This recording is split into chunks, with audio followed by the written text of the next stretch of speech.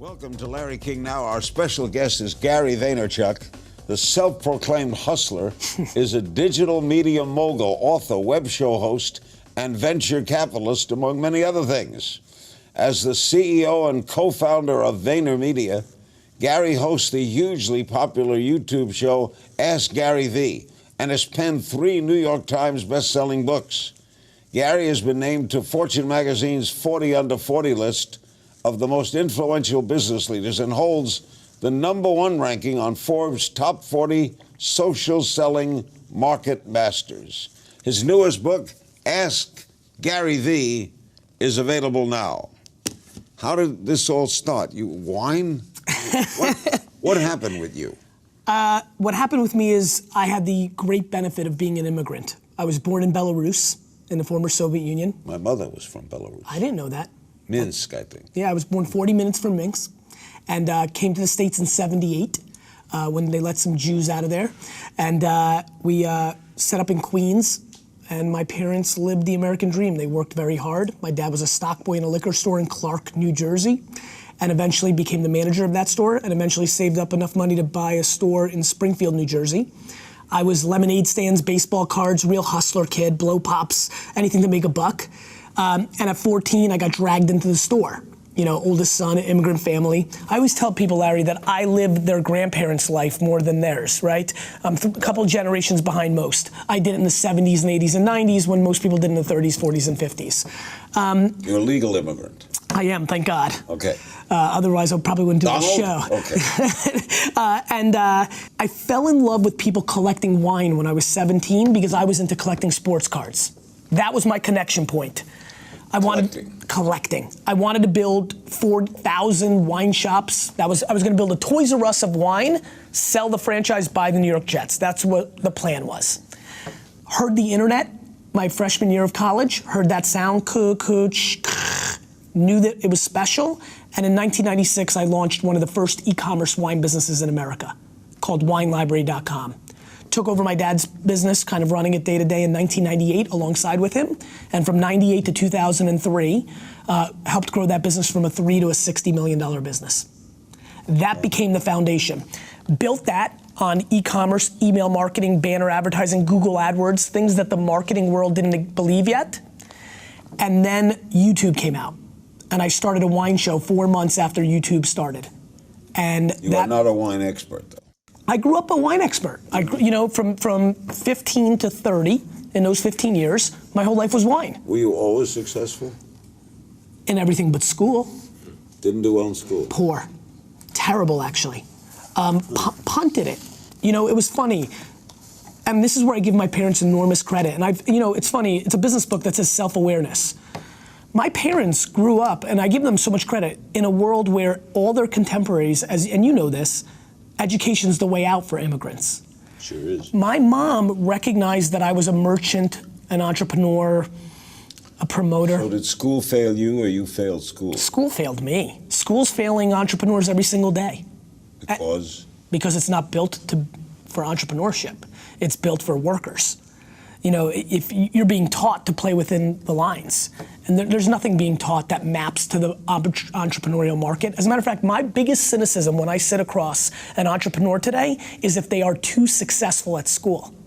I probably look at Ivy League grads starting startups right now with more of a negative light than I do somebody who wasn't as good. Because what I've learned over the last 5 to 7 years, and by the way, in the last 2 or 3 years, I've taken a step back on this because there's too many entrepreneurial friends who've gone to great schools that have been successful. So this is not a blanket statement, but I will tell you that in a world of private schools, in a world of mommy and daddy having a lot of connections, that when you go from 12, 15, 18 years of that ecosystem and you go into a market and you create an app, the market doesn't give a crap who your dad is. The market responds to your product. And a lot of these kids have not been able to take the punch in the mouth that comes along with entrepreneurship. You're big on self-awareness, right? Huge. How does one get to be self-aware? I don't know. So how do you teach it? I don't know. But I know it's damn important. And so I know where I start and where I stop, Larry, and I wish, honestly, I'm curious to see over the next 40, 50 years of my career if I figure it out.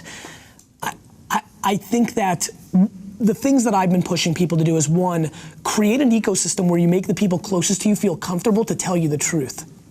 So one of the things I've been asking for people to do is tell your mom and dad and spouse, best friend, coworker, hey, tell me the truth. What am I good at? What am I bad at? And spend a month or two to get them comfortable to actually tell you the truth, because the people that love you sure don't want to tell you. How did the website thing come about? Way back when? I mean, your web show. Or the web show now. The biggest thing you do is your web show? The biggest thing I do right now is I run a 650-person social media digital agency that works with the brands like Toyota and Pepsi, and that's called VaynerMedia. And what does VaynerMedia do? We're a modern-day Mad Men. We're a Madison Avenue agency. The same people that used to sell commercial time on anything you ever did in radio and television, we now do that on Facebook, Snapchat, Instagram, and we produce the creative for the brands to sell stuff through the phone. Because Larry, and I'd love to get, I'd almost want to, I know we're doing a show here, but I'd love to get your thoughts maybe after, maybe right now, who knows. I think we're living through a very interesting moment. I believe that the telephone is becoming the television, and the television is becoming the radio. And I've been spending a lot of time studying the transition in the late 50s from radio to television, because this is the first time we've had a platform shift in our society in a half a century, and I think it's a very big deal. And I've been spending an enormous amount of time, the last 5 years, trying to be the best storyteller for that platform. Next, utilizing the digital world for your entrepreneurial benefit, how social media can transform your business. Stay with us. We're back with the incredible Gary Vaynerchuk. Is that a Jewish name? You know what's funny? I know it always confuses people. People don't think it, but I am. Okay. The book Ask GaryVee is out now on entrepreneurs' take on leadership, social media, and self-awareness. Okay, how do we use social media to help our business? Well, I think we first understand that social media is a slang term for the current state of the internet. And when you position social media that way, you take it a lot more seriously. So step one, Larry, for 97% of the people that are watching is to actually take it serious. That's number one. And again, we were talking as we were getting ready, a lot of radio people didn't take television serious when the transition happened. That was their loss. Correct. Right? That's what's happening right now, Larry. This is historic. The history always tells you the future. And so that's what's happening. So first, take it serious. Two, understand that Facebook and Instagram and Snapchat and YouTube, these are different channels. It's the difference between CNN and Fox and ABC and sports ESPN. You've got to understand the context of the medium that you're on. So when you're storytelling about your business on YouTube, you've got to produce different content than when you're putting a picture on Facebook. So again, sitting in your presence, I almost want to ask questions more than do this interview. I think that people underestimate context of the medium. Right? I would assume that when you interviewed somebody on radio versus when you did it on television, there's slight differences because they're different mediums. Slight. And it's slight, but it's real. And in that slightness is all the magic.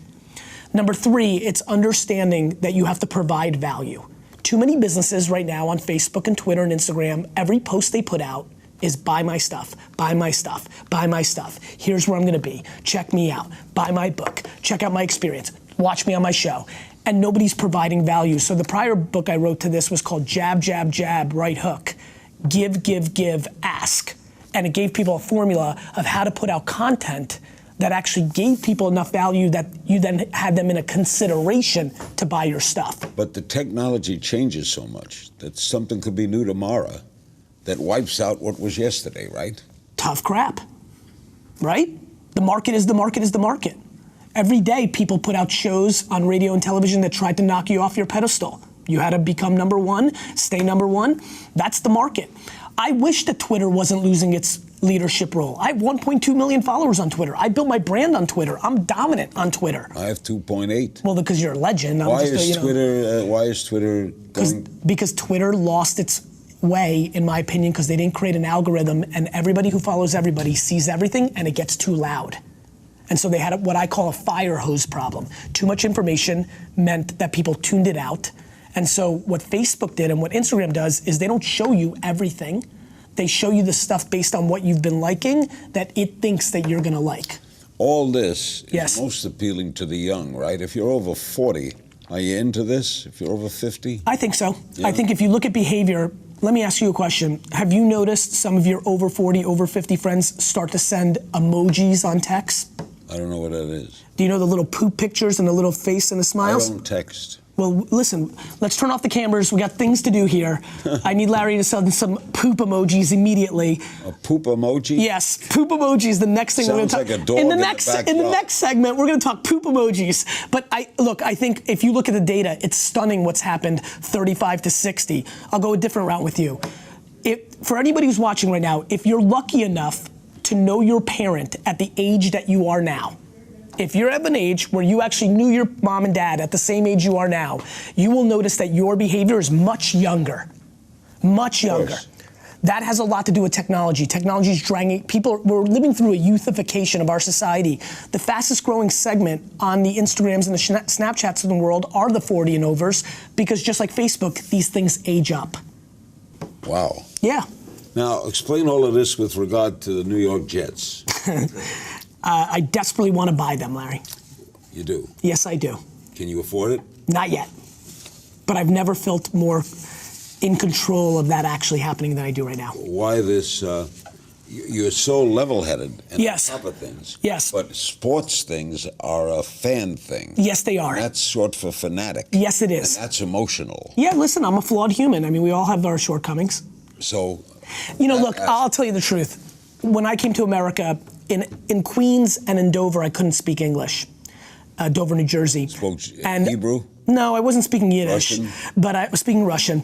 But there was something when I moved to Edison, New Jersey, the kid, Eric Godfrey, Robbie Turnick, they were playing football, and they made me a Jets fan, and it was my first American thing.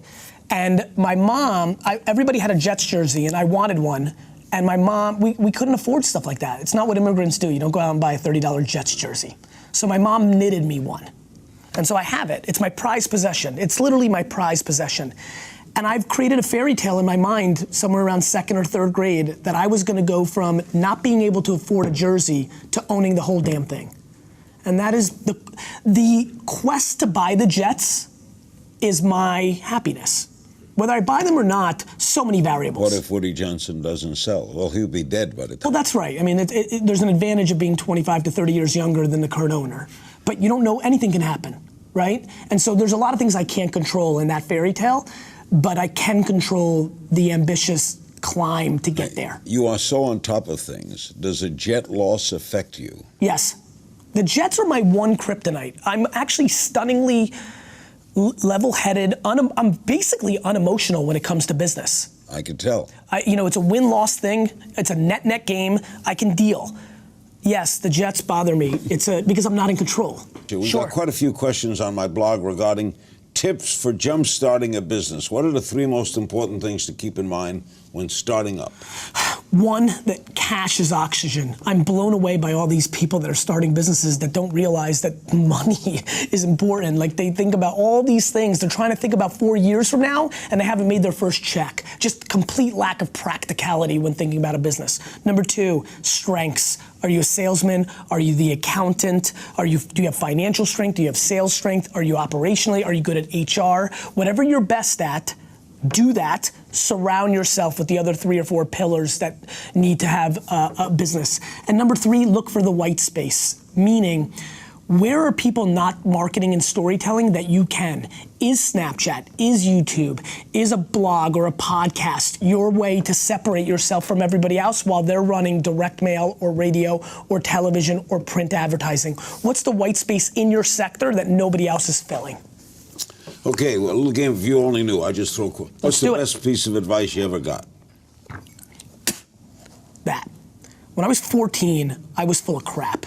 I was a salesman. I would say anything to you to make you buy my baseball cards or a bottle of wine. My dad grabbed me by the neck and he said, listen to me, where we come from, you've got one thing, your word. And that one moment, easily, my mom did most of the work. My dad was at work. I never saw my dad until I was 14. She built a self-esteem. She made me the right kind of guy, kind. She built the foundation. But that one tweak by my dad changed the outcome of my life from being a good huckster salesman who would have made it okay and made a good buck to having real potential. Did you get some bad advice too? I don't really listen to advice at all, so I'm sure I get Larry, I actually think I get bad advice every day. Is there a company we should be paying more attention to? Music.ly. It's the emerging thing. Snapchat's the one for most people, but I'm making that assumption that as people continue to watch this, they'll know about that. Music.ly is the emerging social network with junior high kids in America and China. It has a chance. Your biggest failure and what you learned from it? I think my biggest failure was when I transitioned from day-to-day in the wine business to starting VaynerMedia. I wrote a book called Crush It that became a big New York Times list. I started 3 other businesses. I was like a guy that came out of a long relationship and wanted to date everything. I learned that even though my brain tells me I can do everything because I work 15 to 18 hours a day, I can't. And you only have so much energy and focus, and I need to cut that in. What industry is on the verge of exploding? Virtual reality. And let me say this, Larry, because I think you're gonna get a kick out of this, because if you think emojis is crazy, let me tell you what I'm about to tell you.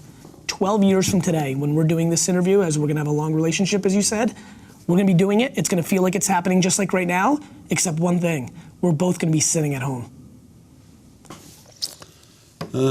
How about an industry that's slowing down or dying? I think television advertising is in deep crap. Business leader we should be paying more attention to? I think Jeff Bezos, who runs Amazon, is the single best entrepreneur of this century, including Steve Jobs. And he went into the newspaper business. Because he's smart. You know what he did there, Larry? He went into the brand business. He bought that brand, Washington Post, for nothing, and now he's gonna deploy it in a different platform, like the Kindle. What's the best success story you ever heard? You know what's funny? That's a great question. I'm very undereducated on the entrepreneurs and successful people in the world. My favorite success story is my dad. He came here with nothing. Yeah. Zero. Good example. I lived in a studio apartment a quarter the size of this studio. Yeah, he's young. He's 62. He's only 20 years old, 22 years older than me. Still working then. On fire. Part of the world that is exploding in business and commerce. I'm very intrigued by Africa. I think Africa is emerging. They've got cell phones at scale. I think that's going to be the place everyone's going to focus the next decade. Young entrepreneur who's impressing you.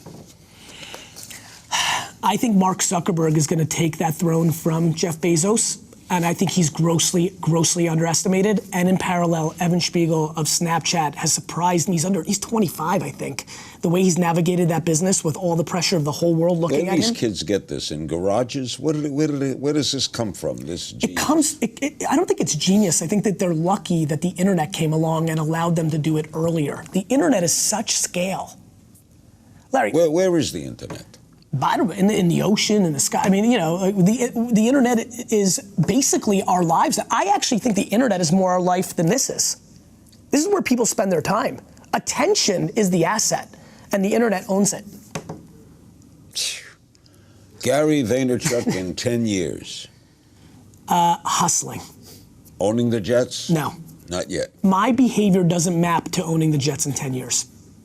My behavior maps to owning the Jets in 30.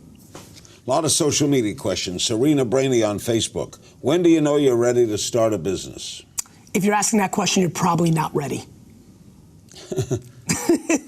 Larry, I believe a purebred entrepreneur suffocates in the notion of doing anything but running their own business. At Chief Chipper on Twitter, what was your favorite baseball card as a kid? 1990 Leaf Frank Thomas rookie card. Me and my friend Brandon adored that card. Just saw Frank a couple weeks ago. He's a real player. He was a real player. He's in the Hall of Fame. Yep. Bruce McKellan on the Larry King Now blog. Do you get political at all? What are your thoughts on people from the private sector? Donald Trump. I don't tend to get political, mainly because I've voted both party lines already at this young of an age multiple times. I'm quite practical about politics. I wait till there's a decision, and I make the decision that I think is best in the current situation. At Breck Landscape on Twitter, what's more investable? A digital company with millions of users and no profit, or one with a few users and millions in profit? Both is true, but if there's real growth at no profit with millions of users, that's the one that you want to run because the upside is so great. Now, Twitter had that, right? Yeah, and look, I was an early investor in Twitter. Twitter isn't bad, is it? No, it's not bad. I mean, and by the way, I made a crap load of money, Larry. Like The people who invested in Twitter before it went public made a fortune. Twitter's issue is that it needs to hold on to the attention of its users. Mr. Lou on Facebook asks, in the age of digital media, how do you suggest someone maintain a solid print audience? By making sure, A, they are building a digital audience, and by B, trying to find something clever that the print product can deliver that the digital product cannot. And also this, Larry, holding your breath. I mean, the user is dying off. And when I say dying, I don't mean literally dying. I mean, we're watching 40, 50, 60, 70, 80-year-olds shift into digital consumption. But if print is dying, why does a Carlos Slim invest in the New York Times? Because he wants to use that to push his propaganda.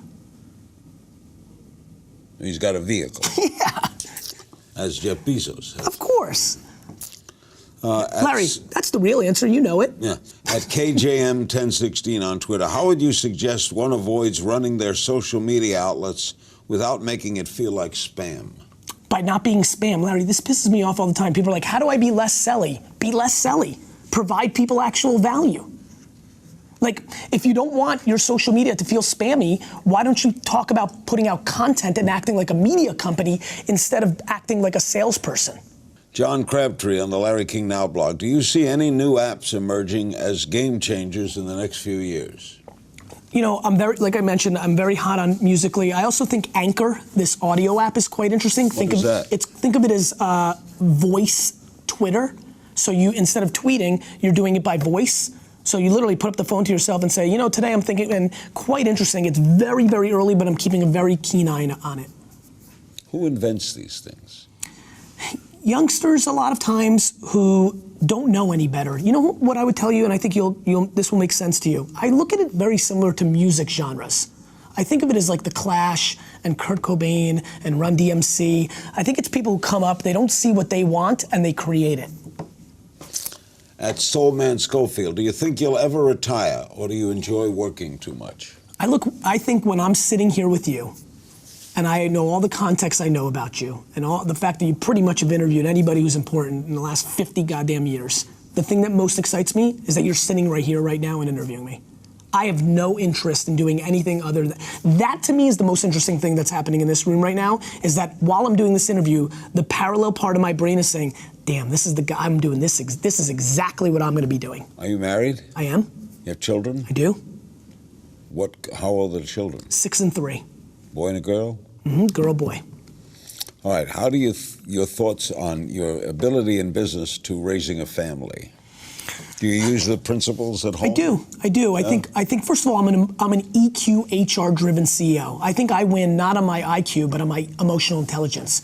I think that I'm very in tune to people's feelings. I try to reverse engineer what they're about. For example, I have no interest in my kids being anything but who they are. My mom gifted me by parenting me to my strengths. If my kids are artists or want to be in the nonprofit sector or climb mountains, I'm all in. I want them to do them. The one line in the sand I have is no 8th place trophies. Lizzie knows, and now I'm looking at the camera because I want her to see my eyes again, no 8th place trophies. Life is about winning and losing. It's binary, right? So as long as my kids know that, I don't care what they do. They don't need to make money. They don't need to be entrepreneurs. But to win, there's a real market. To be a great artist, to be great at helping other people, you have to be great at it. Does your wife get involved in your business? No. We have a very strong line in the sand. My parents had that. Her parents had that for the most part, so I think we're just kind of acting on what we saw behaviorally. I don't like, look, when you're the CEO of a company, when you're the top dog, you're only in the negative issues business. I'm a firefighter. All I'm dealing with is headaches. What's gonna happen right now? I'm gonna step out of here, and I'm gonna look at my phone, and there's gonna be 7 things I have to deal with that isn't a fun thing to deal with. So to come home and pour that on my wife isn't interesting. I don't have anything positive to say. On a micro level, it's all negative. It's the macro level that's awesome. Gary, you're incredible. Great Thank meeting you. you. Nice meeting you. This is the first of many meetings. Thank you, my friend.